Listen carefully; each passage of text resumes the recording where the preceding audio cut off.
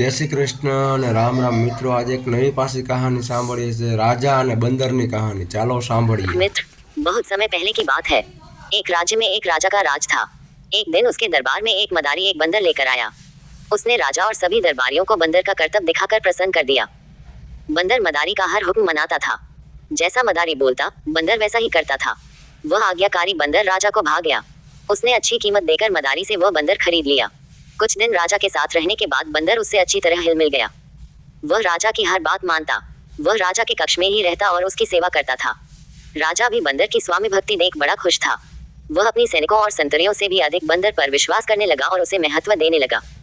सैनिकों को ये बात बुरी लगती थी, किंतु वे राजा के समक्ष कुछ कह नहीं पाते थे। एक दोपहर की बात है। राजा अपने शयन कक्ष में आराम कर रहा था। बंदर पास ही खड़ा पंखा झल रहा था। कुछ देर में राजा गहरी नींद में सो गया। बंदर वहीं खड़े खड़े पंखा झलता रहा। तभी कहीं से एक मक्खी आई और राजा की छाती पर बैठ गई। बंदर की दृष्टि जब मक्खी पर पड़ी तो उसने पंखा हिलाकर उसे हटाने का प्रयास किया।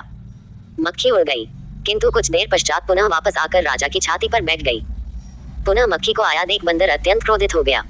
उसने आप देखा न ताव और पास ही पड़ी राजा की तलवार उठाकर पूरी शक्ति से मक्खी पर प्रहार कर दिया। मक्खी तो उड़ गई, किंतु तलवार के जोरदार प्रहार से राजा की छाती दो टुकड़े हो गई और राजा के प्राण पखेरु उड़ गए। सीख: मूर्ख मित्र से अधिक बुद्धिमान शत्रु को तरजीह दी जानी।